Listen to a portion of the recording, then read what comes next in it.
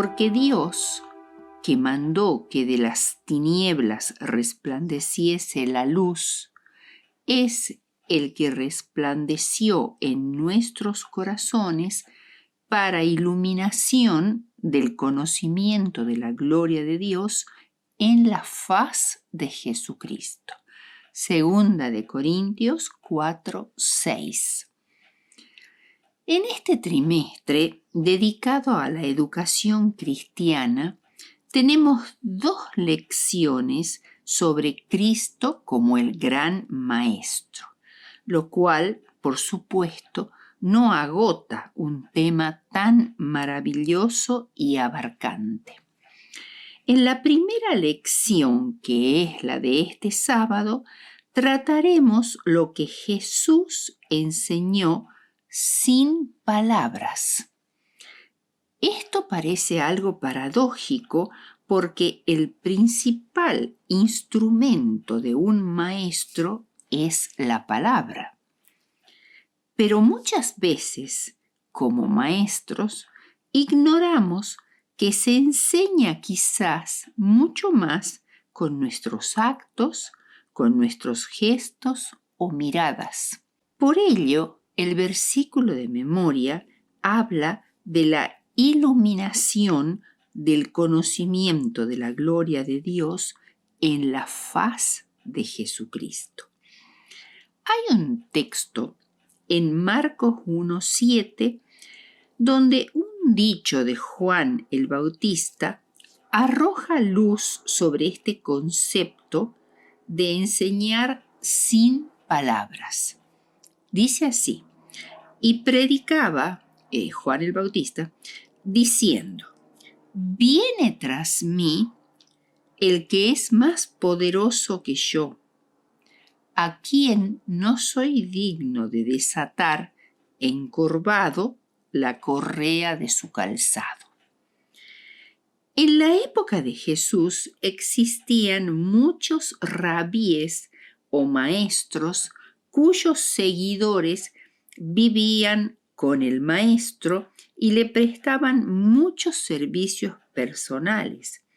Incluso existía un dicho rabínico que decía: todo tipo de servicio que un esclavo debe rendir a su amo, un alumno debe prestar a su maestro.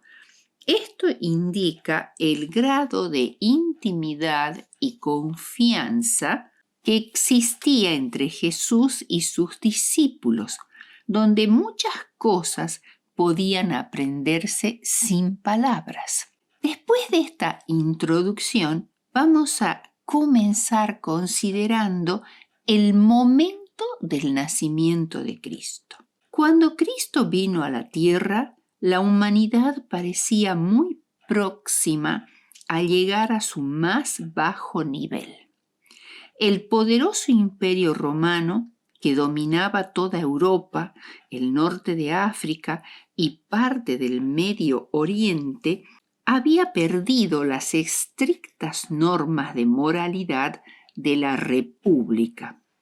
Sus habitantes, hartos de fábulas y mentiras supersticiosas, se volvieron hacia la incredulidad y el materialismo. La avaricia implacable y la ambición absorbente creaban una desconfianza universal.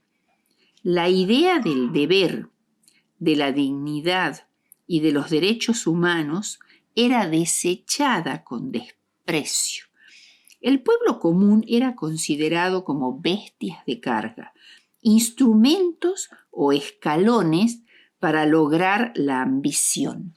Se buscaban como el mayor bien la comodidad, la riqueza, el poder y los placeres. Llegaron a considerar a Dios como un ser cuyo blanco era la glorificación del yo, un ser que elevaba o abatía a los hombres según sus antojos egoístas. Las clases más bajas consideraban al Ser Supremo como uno que difería muy poco de sus opresores.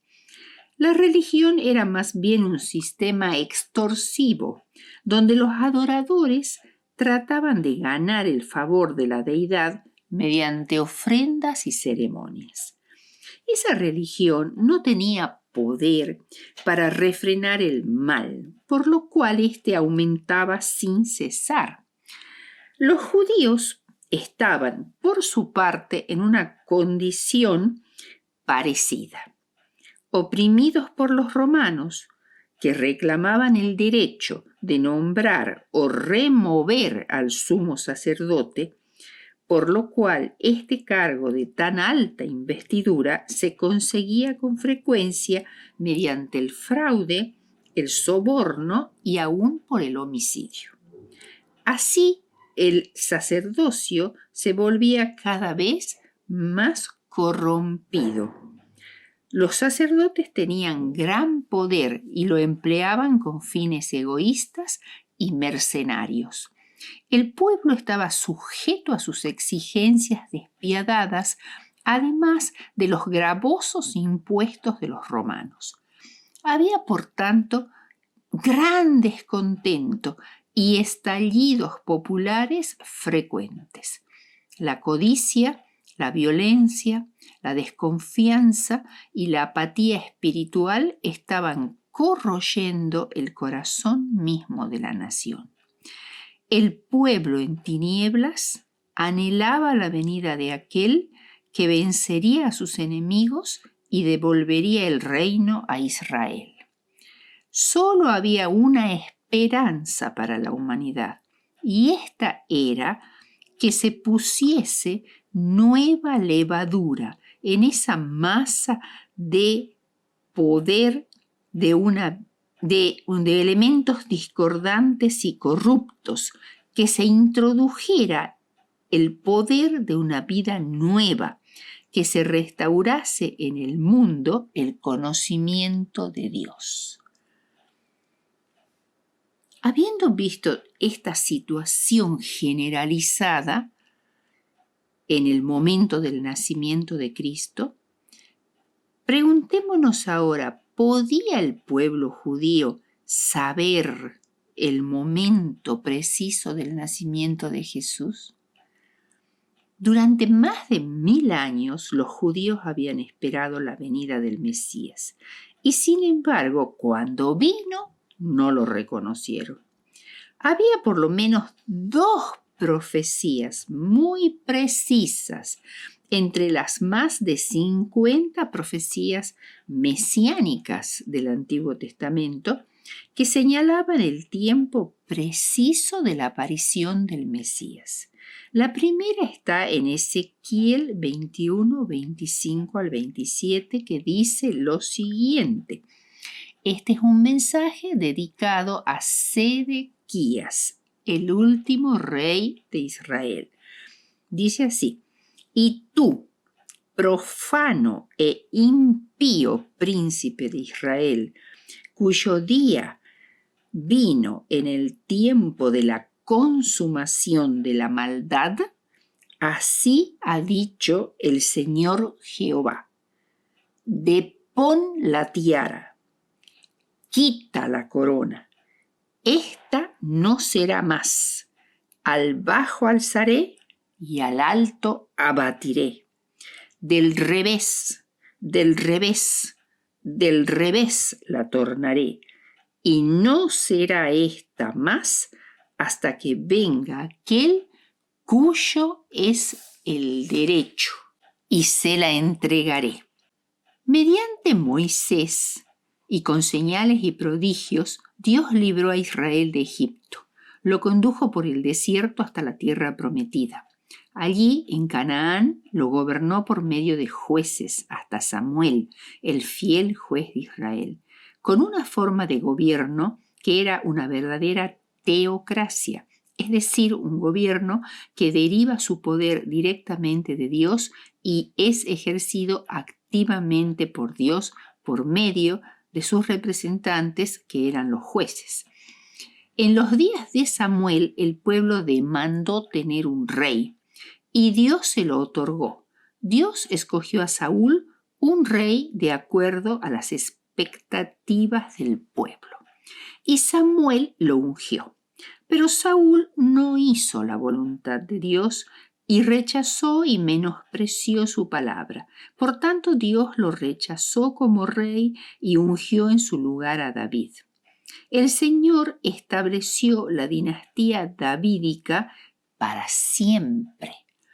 Cuando Salomón se sucedió a David su padre, Primera de Crónicas 29-23 dice: el trono de David era el trono del Señor, y Salomón se sentó en el trono de Jehová, como rey del reino terrenal de Dios. La sucesión real siguió por el linaje de David hasta Sedequías, quien se sometió al rey Nabucodonosor de Babilonia por indicación divina y prometió solemnemente ante Dios que le sería un fiel rey vasallo. Pero Sedequías rompió este juramento y entonces Dios le dirigió el mensaje que hemos leído al iniciar esta parte. El reino era en ese momento súbdito de Babilonia por sus muchos pecados.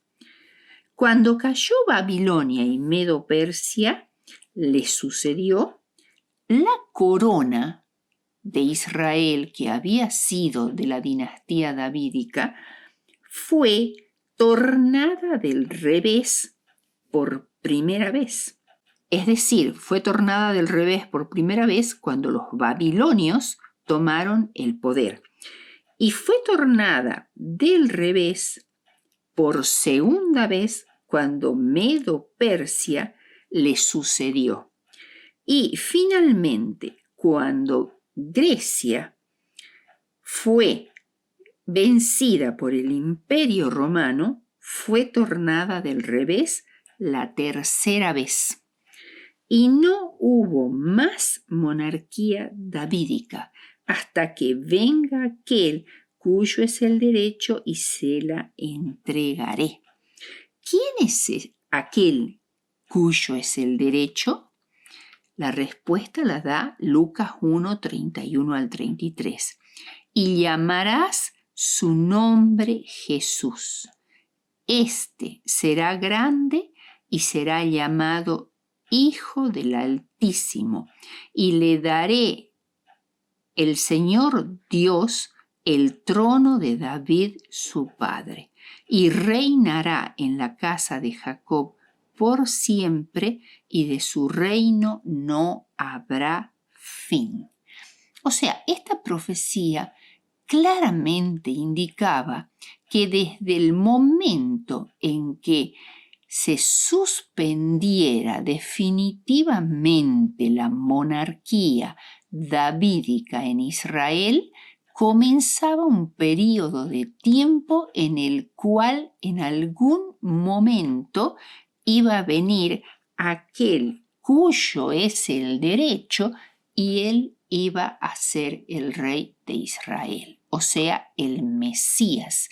Y esto Cristo lo cumplió cuando entró en su entrada triunfal a Jerusalén, como lo hacían los antiguos reyes, aunque él en ese momento era rey del reino de la gracia, no de la gloria. Pasaron aproximadamente 400 años desde que Israel dejó de tener rey, hasta que vino Juan el Bautista y después Cristo. Pero esta era una señal muy clara y muy importante para el pueblo de Israel, que estaba por aparecer el Mesías en cualquier momento. Sin embargo, hay otra profecía que es muchísimo más precisa porque fija la fecha exacta de la aparición del Mesías, del ungido de Israel. Y esa profecía es la de las 70 semanas de Daniel 9, 24 al 27, que fija claramente el bautismo de Jesús, o sea, el ungimiento del Mesías por el Espíritu Santo, en el año 27 después de Cristo, 483 años después del decreto para reconstruir Jerusalén dado por Artajerjes en el año 457 a.C. Esto también coincidió con el año 15º del emperador romano Tiberio César, mientras era procurador de Judea Poncio Pilato y Herodes, tetrarca de Galilea, y ejercía como sumo sacerdote Caifás. Fue determinado en el concilio celestial la hora en que Cristo había de venir, en el momento en el cual el mundo estaba maduro para la llegada del libertador.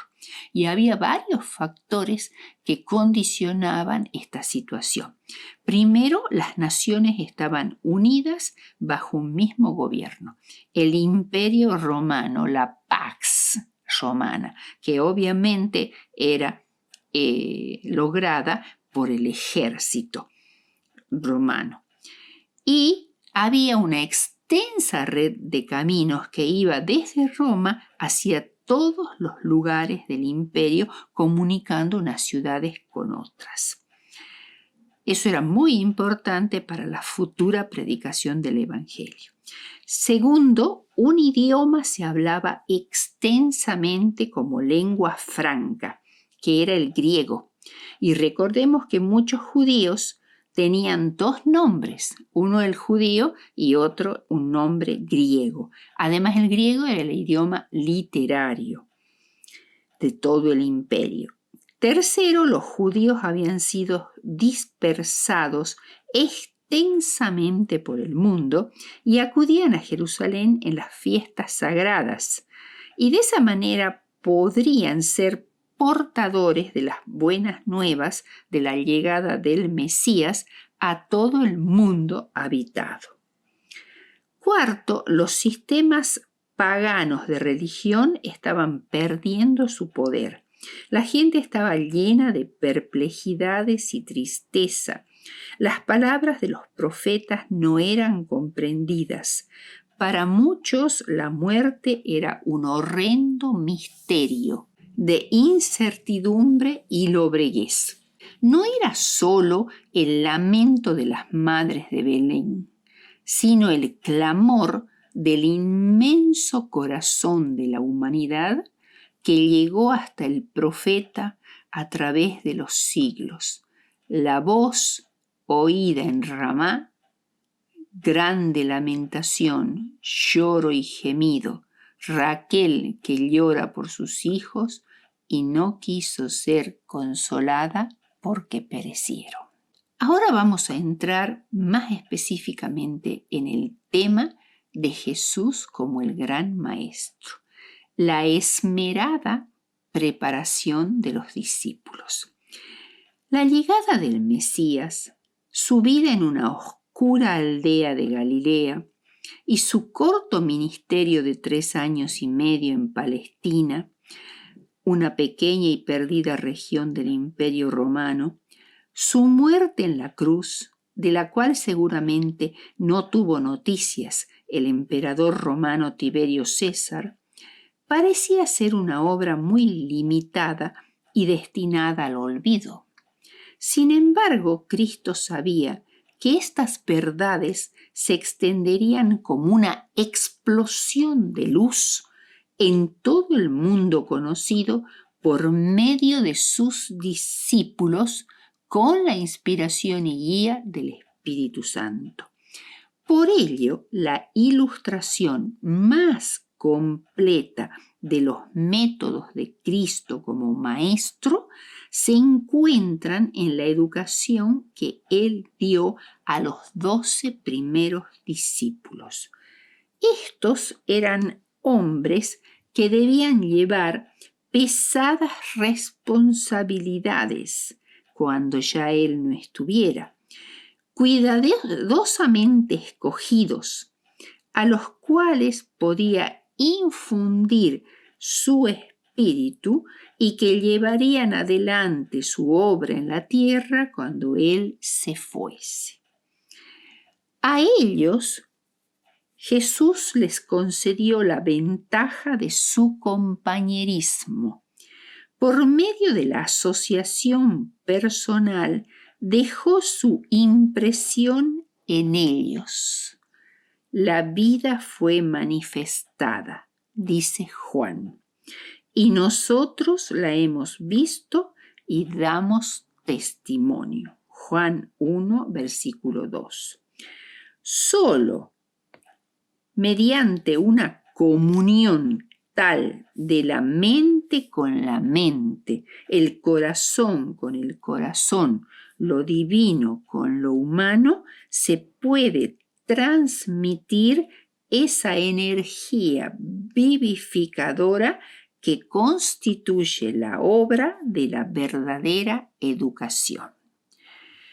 Los primeros 12, junto con unos pocos más que atendían sus necesidades, formaban la familia de Jesús. Estaban con Él en la casa, se sentaban con Él a la mesa, en el retiro, en el campo, lo acompañaban en sus viajes, compartían sus pruebas y tareas y hasta donde podían tomaban parte en su trabajo como una parte práctica de la educación. Cuando enseñaba a las multitudes en la ladera de la montaña o junto al mar o desde una barca, ellos formaban el círculo más cercano a él. Eran oidores atentos, anhelosos de comprender las verdades preciosas. Eran del pueblo común, pescadores o artesanos, humildes, sin instrucción, no entendían el saber ni las costumbres de los rabinos. Su conocimiento provenía de la severa disciplina del trabajo rudo. Tenían capacidades innatas y espíritu dócil, hombres que podían ser instruidos por el Señor. Había en ellos una notable diversidad de caracteres. Leví Mateo, el publicano, sacado de una vida de actividad comercial al servicio de Roma. Simón el celote, enemigo inflexible de la autoridad imperial. Pedro, impulsivo, arrogante y afectuoso. Su hermano Andrés, de bajo perfil. Judas de Judea, pulido, incapaz y de espíritu ruin. Felipe y Tomás, fieles y fervientes, aunque de corazón tardo para creer. Santiago el menor y Judas, hombres de fuerza y positivos. Natanael, semejante a un niño, en sinceridad y confianza, y los hijos de Zebedeo, Santiago y Juan, afectuosos y ambiciosos. Todos estos, tan diferentes, necesitaban llegar a la unidad de sentimiento, pensamiento y acción. Cristo se propuso obtener esta unidad y para ello trató de unirlos primero a Él, para que todos ellos sean uno, así como tú, oh Padre, eres en mí y yo en ti, para que ellos también sean uno en nosotros y para que conozca el mundo que tú me enviaste y que los has amado a ellos, así como me has amado a mí. Juan 17, 21 al 23. Cristo se dedicó especialmente a 4 de los 12 discípulos, porque iban a desempeñar una parte muy importante en distintos sentidos. Previendo esto, Cristo les dio una educación personalizada. Veamos quiénes eran estos 4. Primero, Santiago, el hijo de Zebedeo, hermano de Juan, destinado a una pronta muerte por decapitación. Segundo, Juan, el que de los hermanos seguiría por más tiempo a su maestro en trabajos y persecuciones. Tercero, Pedro, el primero que derribaría barreras seculares y enseñaría al mundo pagano. Y cuarto, Judas Iscariote, que en el servicio era un hombre muy capaz, incluso sobrepasaba a todos los otros discípulos, pero en su alma abrigaba propósitos cuyos frutos él no llegaba a vislumbrar. Pedro, Santiago y Juan buscaban todas las oportunidades de ponerse en contacto con el Maestro. Su relación con él fue la más íntima. Juan siguió al Salvador siempre como oidor absorto y ansioso, pero no era un entusiasta suave y soñador. Tanto él como su hermano eran llamados hijos del trueno. Juan era orgulloso, ambicioso, combativo, pero debajo de todo esto el Maestro Divino discernió un corazón ardiente, sincero, afectuoso. Jesús reprendió su egoísmo, frustró sus ambiciones, probó su fe, pero le reveló aquello que su alma anhelaba, la belleza de la santidad, su propio amor transformador.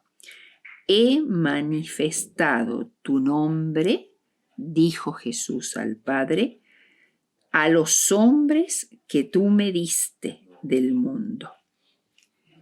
Juan contempló al Salvador con adoración y amor, hasta que la semejanza a Cristo y el compañerismo con él llegaron a ser su único deseo. Pedro es el discípulo que ilustra mejor el método educativo de Cristo.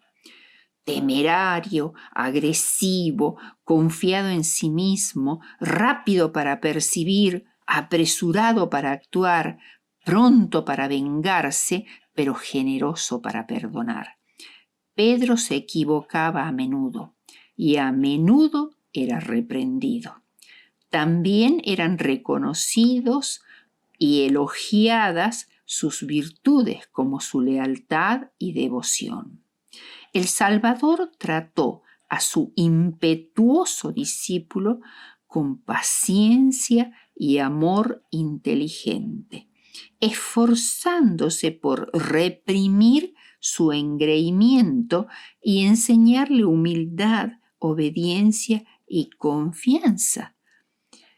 Pero el engreimiento no fue desarraigado, sino hasta el final. Así siguieron jactanciosos y contenciosos mientras la crisis se iba acercando y se peleaban anticipadamente por los honores reales sin siquiera vislumbrar la cruz en el futuro cercano. Cristo no podía impedir la obra segura del mal que no había sido abandonado. Pero así como había extendido la mano para salvar a Pedro cuando las olas del mar de Galilea amenazaban tragárselo, su amor salió al rescate cuando las aguas profundas anegaban su alma. Repetidas veces, al borde mismo de la ruina, las palabras jactanciosas de Pedro lo acercaron cada vez más al abismo. A pesar de la advertencia de Jesús, Pedro negó en la sala del tribunal que conocía al Salvador. Pero si la mirada que Jesús le dirigió hubiera expresado condenación en vez de lástima y tristeza, si no hubiera recordado las palabras del Maestro, mas yo he rogado por ti para que tu fe no falte. Cuán densa hubiera sido la oscuridad que rodeó a Pedro, cuán incontenible la desesperación de esa alma torturada. En esa hora de angustia y aborrecimiento de sí mismo, ¿qué le hubiera podido impedir que siguiera el camino seguido por Judas? Pero aquel que no lo pudo librar de la angustia, no lo dejó abandonado a su amargura. Jesús reprendió a sus discípulos, los amonestó y los previno. Pero hubo uno entre los 12, uno al cual Cristo, casi hasta el fin de su obra, no le dirigió ningún reproche directo. Era Judas Iscariote. Con él se introdujo entre los discípulos un elemento de antagonismo. Al asociarse con Jesús, había respondido a la atracción de su carácter y su vida. Judas deseaba experimentar un cambio por medio de la unión con Jesús, pero eso no llegó a ser predominante en su vida. Lo que lo dominaba era la esperanza de un beneficio egoísta en el reino mundano que él esperaba que Cristo estableciese. Aunque reconocía el poder divino del amor de Cristo, Judas nunca entregó su corazón a la supremacía de Cristo, sino que seguía teniendo sus propias opiniones y su tendencia a criticar y a condenar. Desaprobaba las acciones de Cristo y muchas de las disputas por la supremacía y el descontento entre los discípulos tenían su origen en Judas. Cristo, viendo que contradecirle solo resultaría en hacerlo más empedernido, se abstuvo de provocar un conflicto directo y trató de curar su egoísmo por medio del contacto con su propio amor abnegado. Pero Judas no quiso ceder. Finalmente el impulso al mal triunfó. Judas, airado por una reprensión sobreentendida y desesperado al ver chasqueadas sus esperanzas ambiciosas, entregó su alma al demonio de la avaricia y decidió traicionar a su maestro. A pesar del peligro que significaba introducir a Judas en el círculo íntimo del maestro, Jesús lo había acercado así. Día tras día, cuando la carga que oprimía su corazón era más pesado, había soportado el dolor del contacto continuo con ese espíritu terco, suspicaz, sombrío de Judas, y había observado ese antagonismo continuo, secreto, sutil, y todo eso para que no faltara ninguna influencia salvadora a esa alma en peligro. En lo que se refería a Judas, la obra de amor de Cristo fue inútil. Es cierto, pero no fue así para los otros discípulos. Cuando Judas fue aceptado como discípulo, todos los demás estaban muy complacidos porque veían en Judas un hombre preparado, de buenos modales, perspicaz, de habilidad ejecutiva. Pero al fin comprendieron el antagonismo que hay entre el principio del engrandecimiento propio y el principio de la humildad y abnegación de Cristo. Finalmente vamos a ver el punto que dice pasar la antorcha. Poco a poco el ejemplo de Cristo y sus lecciones de abnegación modelaron sus caracteres. La muerte de Jesús en la cruz destruyó la esperanza de grandeza mundana que había en los discípulos. La caída de Pedro, la apostasía de Judas, su propia cobardía al abandonar al Maestro en el juicio, hicieron desaparecer hasta el más mínimo átomo de confianza propia. Vieron su debilidad y la grandeza de la obra que les esperaba. Como me envió el Padre, así también yo os envío. Y habiendo dicho esto, sopló y les dijo: recibid el Espíritu Santo. Juan 20, 21 y 22.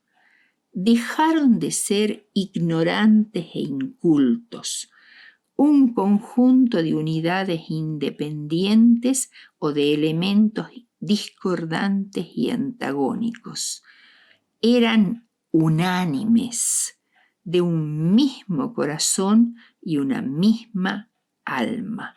El adelanto del reino era el blanco que tenían. Hubo entonces una revelación de la gloria de Cristo tal como nunca antes había sido vista por el hombre. Multitudes que habían denigrado el nombre de Cristo y despreciado su poder, confesaban ser sus discípulos. Por medio de la cooperación del Espíritu Divino, las labores de este hombre conmovieron al mundo. En una generación fue llevado el Evangelio a toda nación que existía bajo el cielo. Conclusión: la presencia del mismo guía en la obra educativa de nuestros días producirá los mismos resultados que produjo en la antigüedad. A este fin tiende la verdadera educación. Esta es la obra que Dios quiere que se lleve a cabo.